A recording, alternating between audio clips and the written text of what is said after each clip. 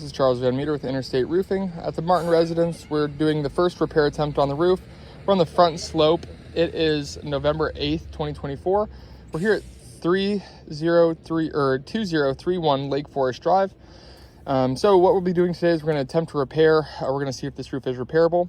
We have the box notating the shingle that's damaged, and then the X that is the tab that is a part of that shingle. That is creased, of course. Now we'll have to remove the adhesive strips from the two layers above, or the two courses above, pull the fasteners out, remove the shingle, put a like and kind quality shingle, and go ahead and refasten them. Now we have to do all of this without lifting the shingle above a 45-degree angle, which we will not be doing, and I'll show you guys that in just a second. On top of that, I am using a mag hatch and a flat bar, two very standard tools in the industry. Some adjusters like to tell us we have to use a snake, which is just not true. You guys don't get to choose the tools that we use as the contractors. We get that ability to choose for ourselves.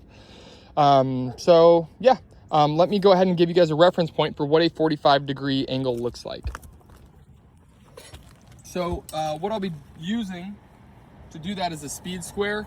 We've got our pivot point here, and then it'll actually be this way. Pivot point, and it gives us the degrees. So let's go ahead and get down here. And we'll see, get our pivot point backed up against, and there we go. We got 45 degrees here. So if you guys want to take a screenshot of that so you have a reference point during this video, please do so, because I would love to make sure that we're all on the same page here. All right, other than that, we'll go ahead and get started. I'm gonna go ahead and put my gloves on so I don't get tore up by the fiberglass.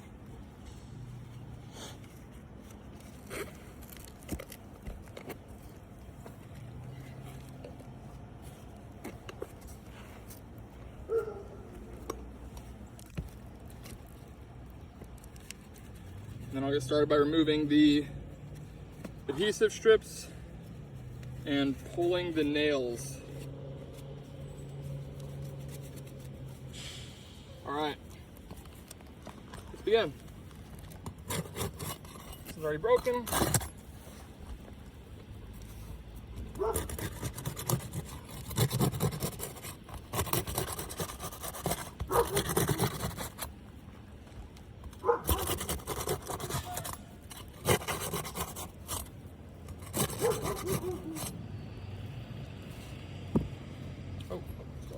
Pull the nails out.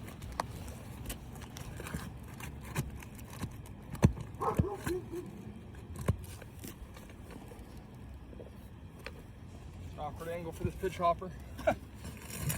Pull the second nail.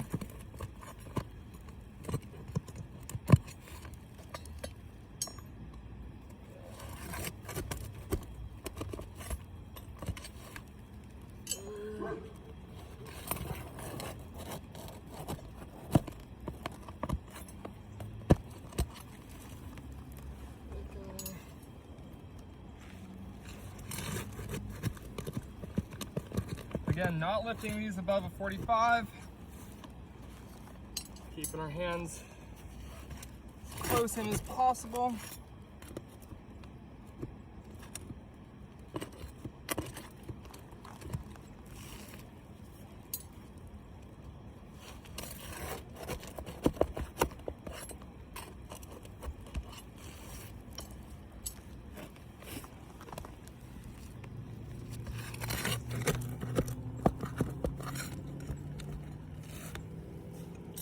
And if I did that correctly, this should slide out like so.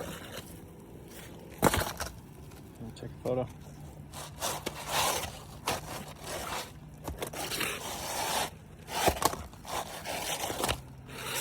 So we're liking kind quality shingle here.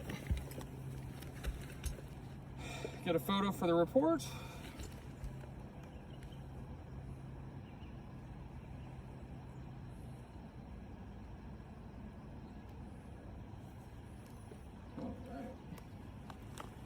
Then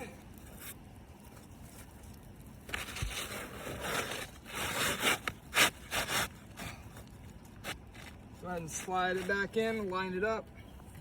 I'll hand this back to you. And I'm gonna hand this to you as well, actually. There you go.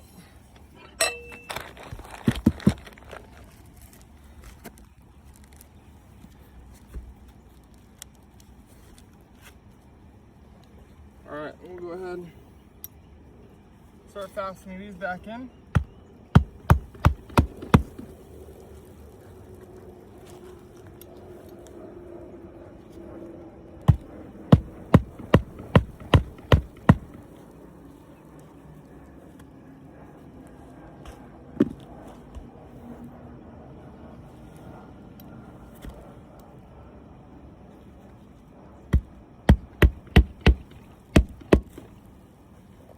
That one over here.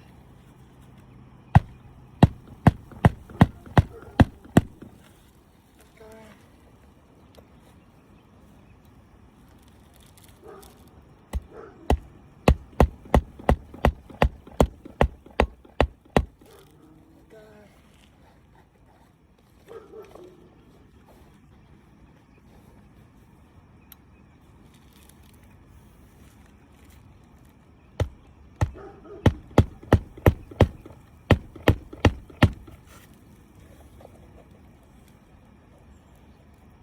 This one, and here we go.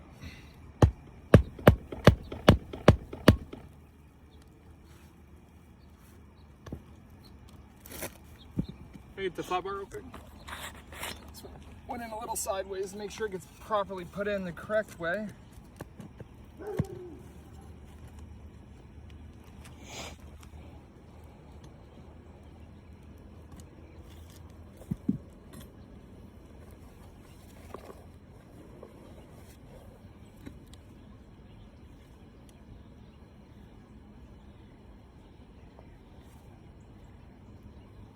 Go.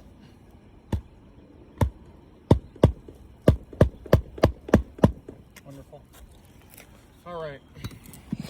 So I want to do what we call a pliability test. So this is a brand new shingle. Now I can lift this shingle all the way up to a 90-degree angle, and you see how it kind of just glides down. Wipe my hand across this.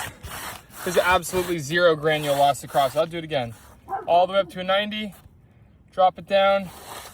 Brush my hand very hard, aggressive across the top, and there's nothing. A pliable shingle is not gonna, there's not gonna be any fiberglass matting across the top here. So this is pliable, right?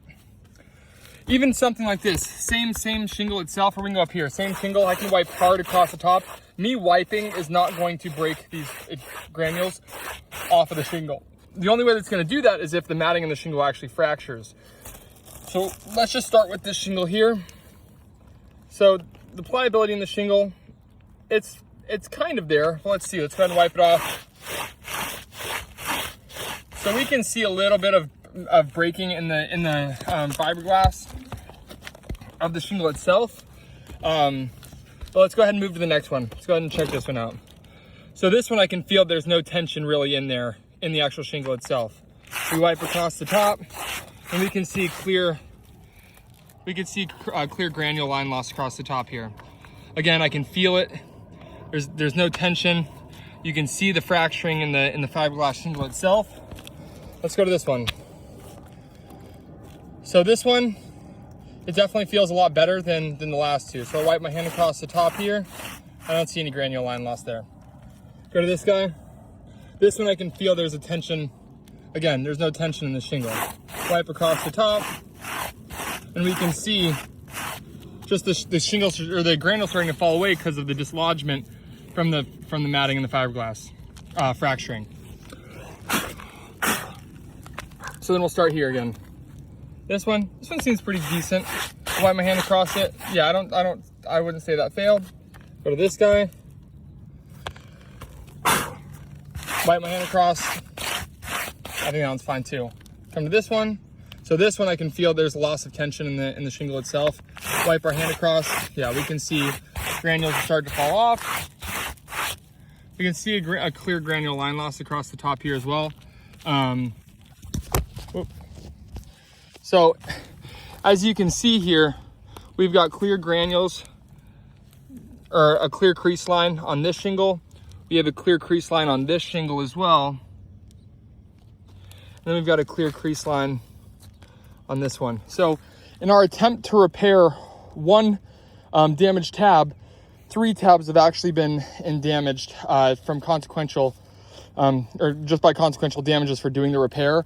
You know, if there was 50 wind creases on this roof, and the same thing happened from all the other repairs as happened on this one, you know, in the attempt to repair 50 wind creases, we would create 150. So, in my professional opinion, I'm gonna pass the phone off back to you. Like I said, 3. This one could be considered a crease too, but we'll just say 3 for obvious creases. One here. And one here.